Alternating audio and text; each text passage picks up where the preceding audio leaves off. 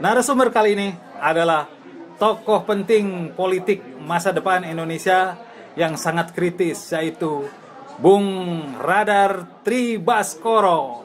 Apa kabar Bung Radar Tribaskoro? Baik, alhamdulillah sehat. Kita bincang-bincang sedikit nih di podcast ya, mungkin tidak abal-abal, tapi saya punya referensi tentang Bang Radar yang kritis dan segala macam. Kita akan buka perspektif Indonesia ke depan. Siap. Dalam politik dan tata negara masa depan, di mana dunia sedang menyoroti Indonesia. Meski pandemi, Indonesia ini jadi pembicaraan penting. Saya ingin dibuka dari pertanyaan, bagaimana kondisi Indonesia saat ini? Ya, kondisinya sebetulnya sangat kompleks, ya. Tapi kita bisa mengambil beberapa acuan. Ya. Acuan yang paling penting itu adalah bahwa negara Indonesia sekarang bergerak menjadi negara yang semakin otoriter. Otoriter. Jadi sudah keluar dari rel reformasi.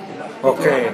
Tahun 1998 itu mahasiswa, ya kan, berhasil menumbangkan pemerintahan Orde Baru ya. Dan menyiapkan bangsa Indonesia ke jalur demokrasi yang sesungguhnya. Iya, reformasi tadi ya. Ke dalam reformasi. Tapi ternyata ya setelah 20 tahun apa yang dicita-citakan oleh mahasiswa itu negara yang bebas korupsi, negara yang bebas kolusi, negara yang bebas nepotisme, itu jadi omong kosong sekarang.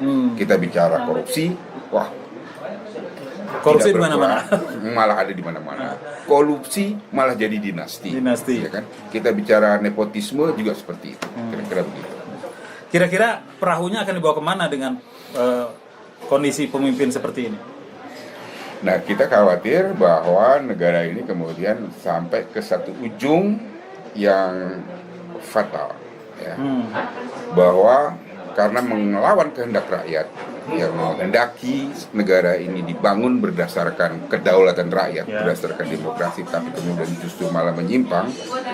Suatu ketika rakyat ini akan bangkit lagi, ya kan, dan akan menghancurkan rejim penguasa yang ada. Itu yang kita khawatirkan. Rejim yang tadi di awal bilang sudah rada otoriter itu apa faktornya? Apakah anti kritik lah, tidak menghargai kebebasan informasi, kebebasan berpendapat? Apakah sepakat dengan seperti itu? Ya, itu hampir semuanya dilakukan. Ya, apa namanya? Bagaimana sekarang mahasiswa ya itu ya dicekam oleh suatu paradigma tertentu sehingga mereka sekarang tidak berani keluar dari kampus. Lalu bagaimana rakyat, ya kan, kemudian dihalang-halangi dalam berekspresi, bahkan ditangkapi dan kemudian dipenjarakan oleh undang-undang hoax, ya, oleh undang-undang ITE dan sebagainya, ya kan. Bukti terakhir itu adalah ditangkapnya 3 orang aktivis, ya, Bung Jumpur Hidayat, Bung Anton Permana, dan Bung Sagana Nainggolan. Ya, kan? Mereka diadili untuk hal yang sebetulnya sama sekali tidak beralasan. Tidak beralasan ya, dengan undang-undang ITE itu ya. Itu merugikan ya. Iya. Dan yang kita rasakan semua adalah bahwa bagaimana rejim sekarang ini telah merekayasa pemilu. Ya. Pemilu presiden kemarin, ya, itu sepenuhnya adalah pemilu yang direkayasa. Ya. Di mana di sana aparat kekuasaan dimanfaatkan sedemikian rupa untuk melakukan penindasan terhadap kandidat lawan penguasa. Ya.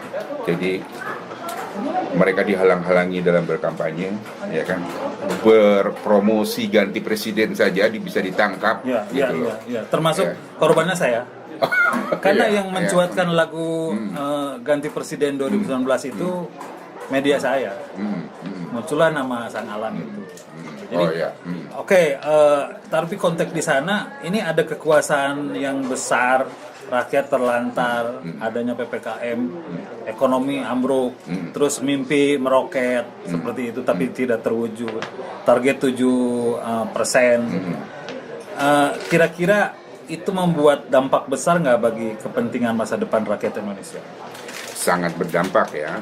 Sebab apa? Sebab apa yang dilakukan oleh pemerintah ini membebani masa depan rakyat, ya kan?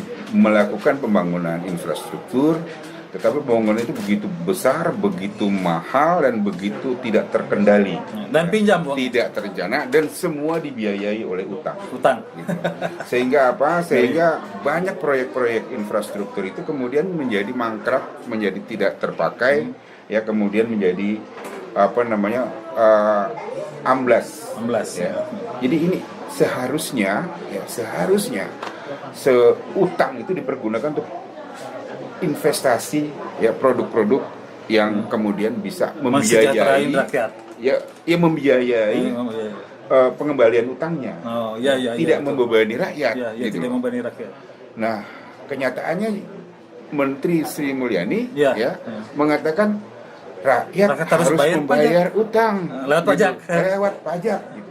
Loh, kok rakyat gitu yang kemudian dijadikan alasan ya kalau nanti nggak bisa bayar utang itu karena rakyat nggak bayar pajak. Bagaimana itu? Nah, ini logikanya terbalik ya? Terbalik sama sekali. Atau malah paradoks? Ya dua-duanya. Dua-duanya. Nah, kalau kacamata Bung Radar, manfaatnya apa tuh DPR yang diam-diam aja? Dengan kondisi kayak gini nih. Ya. Jadi DPR ini juga sudah terbeli, tergadai. Ya. Ini DPR menjadi bagian dari rejim itu, ya, bagian dari rejim yang saya nggak pernah mendapatkan contoh dari negara-negara lain bagaimana sebuah lembaga perwakilan rakyat menyerahkan kekuasaannya, ya kan, untuk membuat anggaran ya kepada eksekutif. Oh ya, benar. Itu nggak pernah kejadian dimanapun. Karena itu kekuasaan itu adalah kekuasaan rakyat, Dewan Perwakilan Rakyat. Nah sekarang kekuasaan itu diserahkan kepada eksekutif. Tidak ada lagi sekarang namanya counter check, ya kan, atau check and balance itu sudah lenyap. Ya, jadi ketika segala macam masalah muncul di masa pandemi ini, misalnya saja harga PCR tes itu juga begitu mahal, ya, ratusan ribu itu. DPR tidak ada tanggapan apa-apa, ya. Ketika rakyat tidak bisa lagi, ya kan, bertahan, ya, untuk selalu ada di rumah karena mereka harus membiayai anak, harus memberi makan kepada anak-anak dan keluarganya, ya, rakyat wakil rakyat juga tidak berbuat apa-apa, tidak sama sekali, nggak ada suaranya. Gitu. Jadi mereka kemudian jadi wakil rakyat dibayar mahal hanya untuk diam saja. Dan tiba-tiba melakukan itu seperti kesepakatan ya. Iya. Nah, itu bisa dikatakan mereka menjolimi rakyat. Sangat bisa dikatakan. Jadi gitu. Karena mereka jadi bagian dari rejim, rejim yang itu menindas rakyat. Dan ini kejam ya. Jadi mereka juga harus ikut memikul dosanya. Kalau nanti rakyat kemudian bersikap berbalik, melawan lah ya. Kemudian melawan dan melakukan revolusi, mereka harus menimpa, harus ikut bertanggung jawab.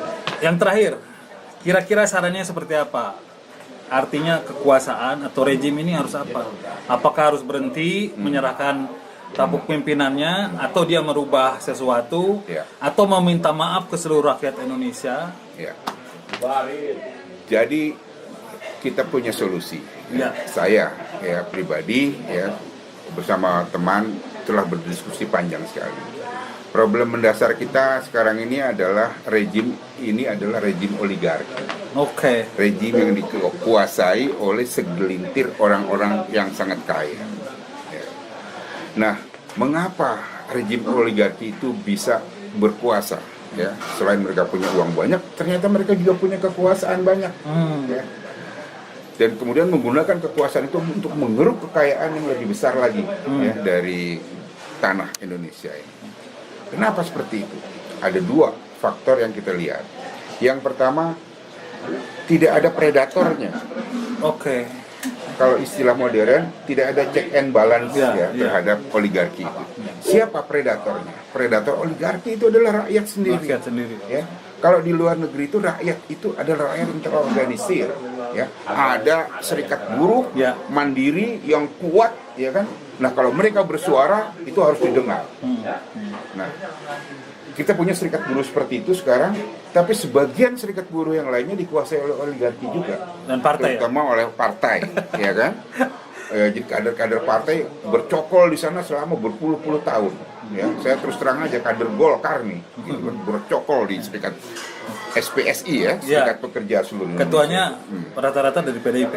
Iya, Kita ada ngomong aja. PDIP dan juga dari Golkar. Ini bercokol di sana Bercokol. sehingga kekuatan buruh untuk memperjuangkan aspirasi mereka itu teredam di situ. Pincang ya. Pincang. Selain itu ada kekuatan buruh yang lain yang syukur masih bisa mandiri. Tapi kekuatan petani nggak ada.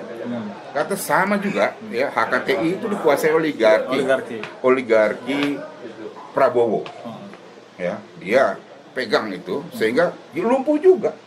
Gitu. Bahkan KSP kalau nggak salah. Seniman nggak punya organisasi. Seniman ya nggak ada organisasi. Seniman, budayawan nggak punya organisasi yang memperjuangkan aspirasi mereka. Jadi rakyat harus membela dirinya sendiri dengan membangun organisasi-organisasi yang betul-betul berjuang untuk kepentingan rakyat itu sendiri. Nah inilah yang akan mengalahkan oligarki. Ya. Jadi inilah yang namanya predator. Predator. Gitu. Ada oligarki maju, ya kan, memperjuangkan kepentingannya sendiri, ya, ditahan, dilawan, dihajar oleh rakyat itu sendiri. Ini satu, gitu.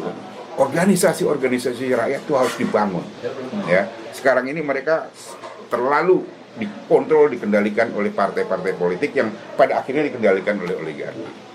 Yang kedua, ini adalah masalah intrapartai demokrasi.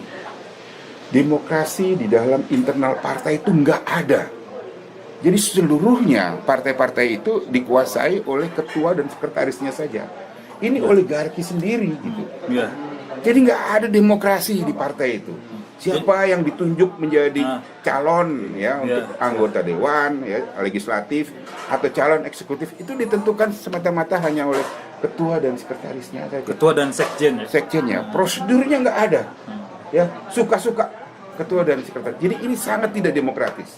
Ini yang penyebab utama dari semakin tidak demokratisnya Indonesia. Semakin tidak demokratis dan semakin kacau ya tatanan negara ini. Jadi dua itu, ya, demokratisasi itu tidak berhasil karena ada oligarki, ada organisasi-organisasi rakyat yang tidak terbangun, dan yang kedua karena partai-partai politik itu juga semuanya ya sudah ditaklukkan oleh oligarki. Ini juga harus didemokratisasi. Mereka seperti berkolaborasi ya. Iya. Dan ini jahat kan? Sangat. Jahat. Kejam. Sepakat kan? Sangat sepakat. Oke. Ini menarik sekali dan kita nggak bisa lama-lama karena ini rada-rada sensitif. Nanti di forum lanjutan Bang Radar akan menukik lebih dalam. Saya tidak memberi solusi, Anda yang memberi pandangan. Silakan nanti bisa disaksikan saja. Tapi saya akan mengasihkan narasumber selalu. Akan saya kasih kopi dari Edun Kopi. Ini untuk Kang Bang Radar. Ini dari kopi Papua ya. Papua Wamena Papua Arabica.